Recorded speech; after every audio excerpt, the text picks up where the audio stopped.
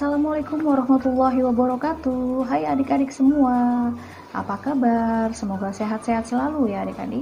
Ya, masih semangat ya belajarnya. Ya, kali ini kakak akan membahas pelajaran tematik kelas 3 subtema 1, yaitu aneka benda di sekitarku, pembelajaran 6. Ya, ayo berdiskusi. Kamu sudah mempelajari aneka bahan pembentuk benda. Selanjutnya, kita akan menyelidiki bahan yang sesuai untuk benda-benda tertentu. Untuk mengerjakan proyek ini, kamu dan teman-teman harus melakukan musyawarah. Tentukan kelompok yang terdiri atas 4-5 orang. Tentukan 5 benda yang akan diselidiki oleh tiap-tiap kelompok. Tuliskan hasil musyawarah di bawah ini.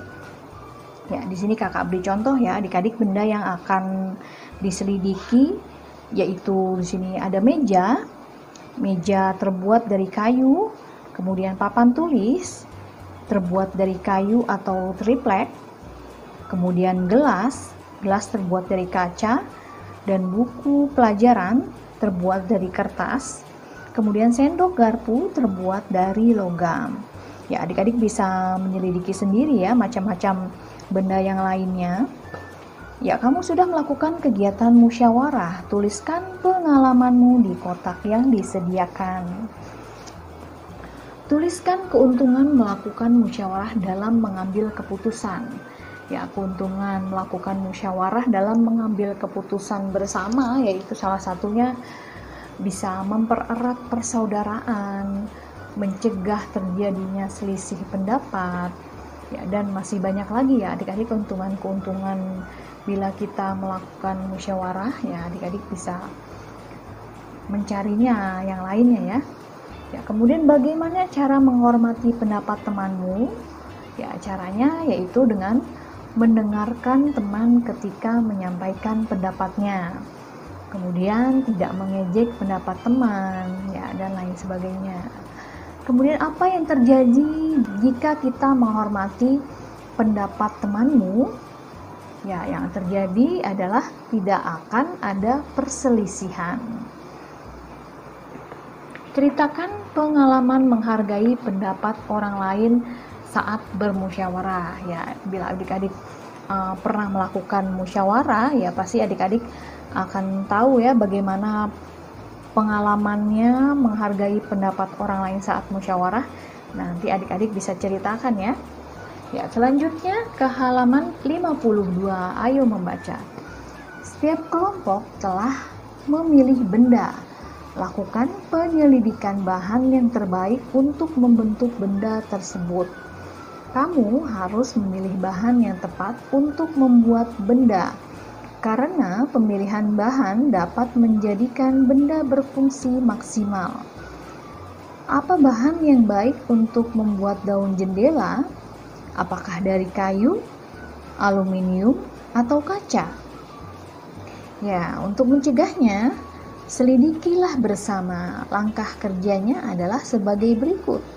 Yang pertama, tentukan benda yang akan kamu selidiki. Pilihlah benda di sekitarmu. Yang kedua, istilah tabel di bawah ini. Perhatikan contoh seperti pada nomor 1.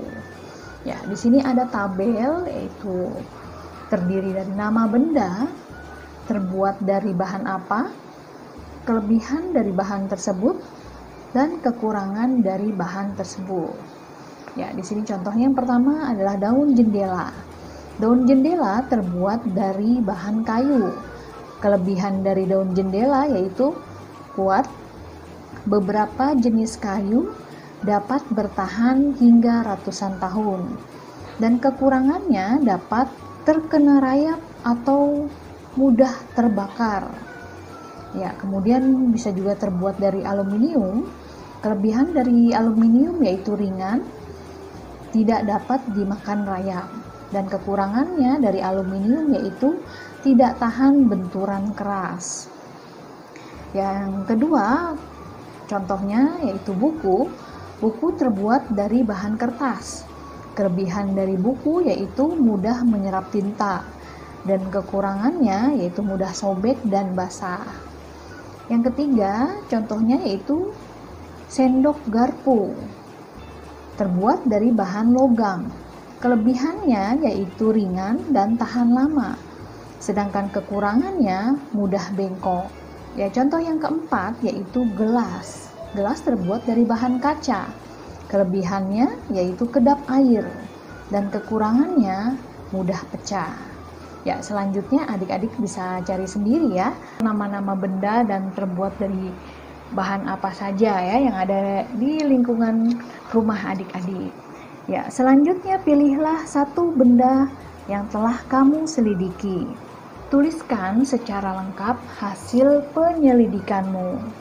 Hal-hal berikut harus termuat dalam tulisanmu. Yang pertama, penjelasan bentuk benda, yaitu warnanya, ukuran, dan bentuk. Kemudian yang kedua adalah fungsi benda. Yang ketiga, alasanmu memilih bahan tertentu untuk membuat benda tersebut. Yang keempat, menyebutkan kelebihan bahan tersebut. Dan yang kelima, menyebutkan kekurangan bahan tersebut. Ya, di sini kakak beri contoh ya, kakak memilih bentuk buku ya. Jadi yang pertama, benda yang diselidiki yaitu buku. Yang kedua, bentuk buku tulis persegi panjang, warnanya warna-warni ya. Ukurannya lumayan besar atau bisa adik-adik ukur sendiri ya. Kemudian yang ketiga, fungsi buku yaitu untuk menulis pelajaran, catatan atau latihan dan lain sebagainya ya adik-adik. Yang keempat, alasan memilih buku yaitu untuk keperluan sehari-hari, yaitu untuk mencatat pelajaran. Yang kelima, kelebihan buku. Kelebihannya yaitu menyerap tinta, ya, fungsional atau dapat berfungsi. Kemudian yang keenam, kekurangan buku yaitu mudah rusak atau sobek. Ya, jadi adik-adik bisa mencari benda-benda yang lainnya ya yang bisa adik-adik selidiki ya sebagai bahan penyelidikan. Selanjutnya kita ke ayo mengamati pada halaman 55. Meteran gulung disebut juga meteran saku. Meteran gulung berfungsi untuk mengukur panjang benda yang lebih dari 1 meter. Meteran ini biasa digunakan pekerja bangunan atau tukang kayu. Siti akan menata ulang kamar tidurnya. Sebelum menata, Siti mengukur benda-benda di kamarnya. Ukuran yang diperoleh Siti seperti berikut ini.